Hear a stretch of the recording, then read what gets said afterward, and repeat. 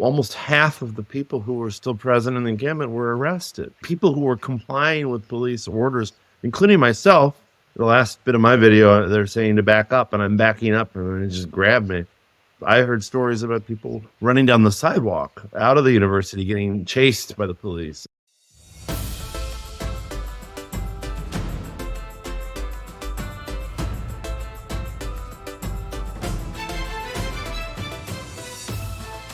Assalamu alaikum and welcome to another episode on the TMJ podcast. Today we have yet another exclusive interview, this time with Professor Michael Allen, a senior lecturer at Washington University in St. Louis, who was arrested at a student-organized pro-Palestine protest simply for documenting police brutality against another professor who was being attacked by the police. Let's hear it from Professor Allen himself. Thank you again, Professor Allen, for being with me today. I really appreciate you taking time out of your schedule to speak with us. You basically went nationwide on news talking about the experience you had documenting what was happening to Professor Steve Tamari, a 65-year-old Palestinian American history professor. Can you tell us firsthand, what were you witnessing at that time? How did everything unfold?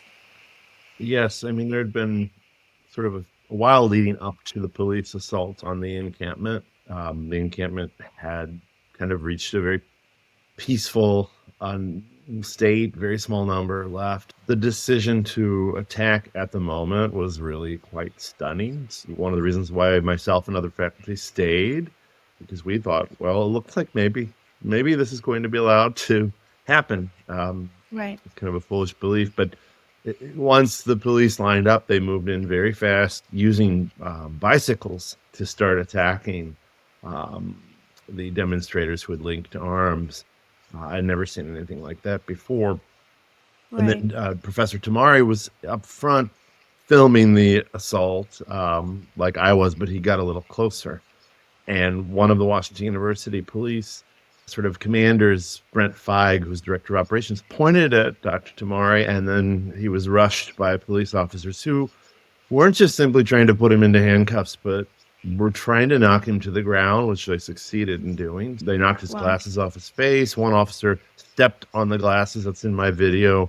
And when he noticed that, he just kicked the glasses across the grass. Like, he didn't even try to do anything about that. And then I sort of tracked Dr. Tamari. They dragged him back to the police detention van, chest first, and I believe that's when the 9 ribs were broken. So I got all that on tape. Thankfully, that'll be very useful for him and his attorneys. But by doing that, I got scooped up and was put into handcuffs within 3 minutes. I think it's like about the 3-minute mark on my video where I'm being arrested. So my goal was to document a lot of the student arrests and have footage that would be useful for them, but also to know who was being arrested so we could, make sure friends, loved ones, family were called and knew about this. I mean, at the time, we didn't know if we were going to be held for 1 hour or days. I should have known. Documenting police brutality is usually actually the quickest way to get arrested at a protest.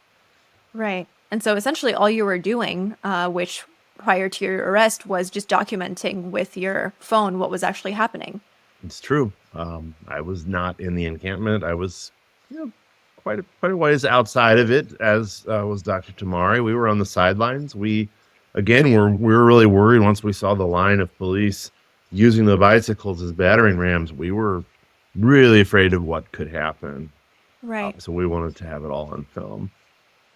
Right. And it's interesting because that evening, what we read online, that over 100 students, faculty, activists were arrested on that same campus. What was it like seeing all these arrests happen at once at a protest that is peaceful? There's no violence happening on the part of students or faculty or anyone participating.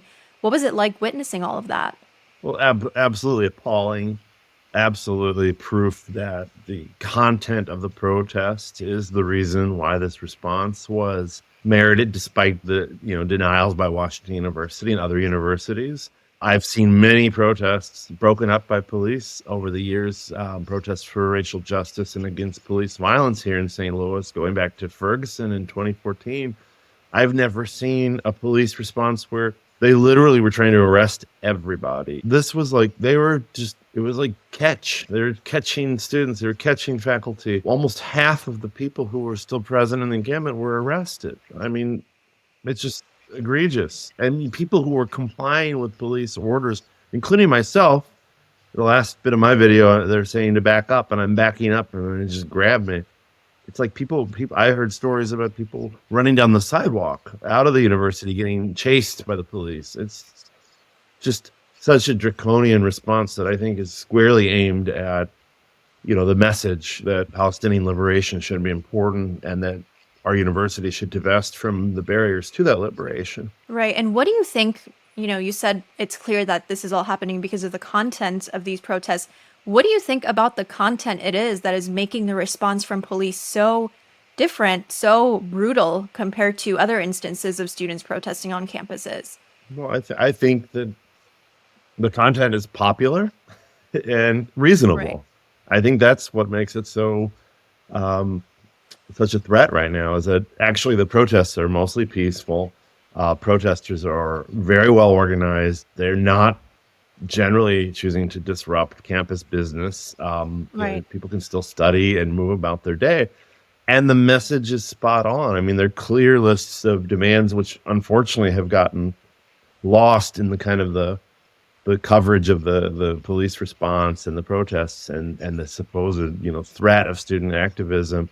The actual demands that the students have are really kind of crystal clear and in many cases very, very, very practical, like our students calling for divestment from Boeing and an analysis of our university's portfolio to see what other complicit ways we might be participating in the apartheid in Israel and Palestine. One of the demands was to create an indigenous studies program at the university. I mean, it's hardly Molotov cocktail throwing. That is like, hey, let's create a program to study these kinds of issues in the United States where they abound, but also all over the world, and bring in scholars, including Palestinian scholars, come to our university. I don't understand. Again, I think the very reasonableness of this is why they have to use tactics to make the demands look unreasonable. 100%. And all the labeling and we're hearing labels like terrorist sympathizers, terrorists, anti Semitism. These are all kind of being thrown out there about essentially protests that are anything but. One other question I had is what has university kind of leadership response been? I know one thing that we've seen with other universities is that unfortunately, university leadership is not doing a very good job of standing behind its students and its professors, especially professors who have been teaching at their schools for decades. Have you had support from the university with everything that's been going on? I know you've had overwhelming student support. Lots of students have called for your return to the university, which we'll also get to. But what about leadership? Have you received any support from them? No, nothing. I mean, from the top levels, I can't even get an answer from the provost on what this investigation that's part of my suspension would even consist of. It's been 2 weeks since I wrote to Provost Beverly Wenlin and asked for just a basic explanation or a Zoom call. Walk me through Right. what's happening next. No response. My dean at the Art and Architecture School has been extremely distant, curt with email language, obviously prohibiting me from finishing the final reviews that I had to do. It's really, really pretty sad to go from, being part of this community and then quickly it's just you're hanging out to dry. And I think they're all just waiting for the university's general counsel, the lawyers, Yeah. to tell them what they can and can't do. And so all this idea that, academia runs on civility and collaboration is thrown out the window in this moment. I'm kind of in this space in the system where you have no rights, but you're still Right. under the control of the system and its ways. So it's been Yeah. pretty devastating way to end a semester. And, the allegation, again, for my suspension in the letter is completely false. I'm alleged to have helped assist creating the encampment. I mean, simply being part of the demonstration, does that make everyone who attended part of the encampment? I mean, I had no idea an encampment was even going to be built. Of course, I stood Right. around and I stood in solidarity.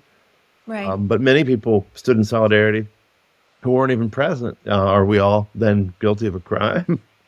Right. And it's interesting that you say that because I'm yet to hear a university that has stood behind its faculty and its students, especially faculty, because you would assume that universities, which are kind of championed as places of free intellectual thought and free speech and all of those things that professors are teaching in their classes, should probably be the first ones defending those rights in the first place. And unfortunately, we're seeing that right when these sensitive times come, they're failing their teachers, their faculty, their students even.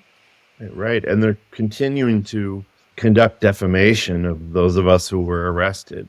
While they can't comment on specific cases using names, thank goodness, Right. their narratives, which the provost and the chancellor and other leadership presented at the faculty senate meeting 2 weeks ago, and statements to the media, continue to insist that we were creating active harm against other students and faculty, which is a Wow. terrible allegation. That is not true. That we were chanting violent slogans supposedly, and that the biggest one is just a complete factual lie that can be disproven with video and photographic evidence, that we surrounded the university library and wouldn't let students leave. There was an encampment originally outside of the library, surrounded by the demonstration in a circle that left clear access to the front door and the back door of the library. So that is total fabrication on top of these character assassination attempts to continue to insinuate that we are harmful, violent people. Um, Right. which again betrays the idea that they're neutrally investigating each of our suspensions. No, they're trying to create a public narrative, but it's faltering. And the heartening thing is, beyond the administration, it's very clear from the faculty senate meeting and from what's ensued that most faculty members don't buy the Right. lies and don't buy this narrative. And it's harder and harder for the university then to hold it together. And of course, the student body, including students who, would self-identify as Zionist or Zionist supporters, have also condemned what happened. The university still will not water down or backtrack. It is full throttle, same narrative. We're just wanting to see what happens next. Nobody has been charged with criminal Right. charges, yet they continue to insist the conduct rose to a criminal level, but for some reason they can't actually bring that to anything a prosecutor would take to court. 100%. And I think a lot of this is also contributing to the overall media narrative. We see media rhetoric right now surrounding the nationwide protests and encampments, essentially labeling them as threatening to Jewish students. That's something that we're seeing a lot of, that Jewish students, and this kind of blanket statement that Jewish students are feeling unsafe on campus, they're feeling threatened, they feel like it's a hostile environment, they equate it to anti Semitism. All these kind of things are being thrown out at a time when a lot of Jewish students and Jewish professors are actually participating in these protests and supporting students who are doing that. What do you see about with that, the kind of media landscape, and would you say maybe that is also influencing the ways that universities are responding? Yeah, I mean, I think it's a very perverted sort of narrative. It is definitely rightly called by many to be the new McCarthyism or a new Red Scare. This kind of language is coming from a parade, usually of Gentile media commentators, politicians, and university administrators. Rarely in any of this mainstream media footage do they actually interview Jewish students or Jewish faculty members, and they never interview Jewish faculty members and students who are part of the protests. Exactly. Um, and so this narrative is, in one way, seems designed to obviously smear a whole segment of the population who is fighting for Palestinian liberation. On the other hand, it seems to also be designed to condition um, Jewish people into feeling that they should be afraid, which is not the case that I've seen. I know plenty of Jewish people who are not on my side on this issue, but are Right. still friends of mine, and don't know any of them who really strongly feel like the protests are any threat. I mean, most of the threat Jewish people have faced in this country has come from escalating right-wing narratives like the Great Replacement theory that are extremely racist and hideous. It's a really sort of sinister tangle of people whose goal I don't think has anything to do with Jewish safety or Jewish people, but about 100%. conditioning society in a way in which people don't feel like they have the right to protest or speak out in the face of the state and powerful actors aligned with the state. 100%. And to kind of close, where do you see all of these protests and the kind of this historic movement that has started again on college campuses? Where do you see this going in the future? Well, I think that the repression only makes the cause more popular. There's still encampments. Graduation's Right. passed in most universities, and people are still on lawns demonstrating. I think this is a really watershed moment for a whole generation. It's really building off of past protest waves like Ferguson and like George Floyd protests in 2020. But Right. it's really focused on specific action.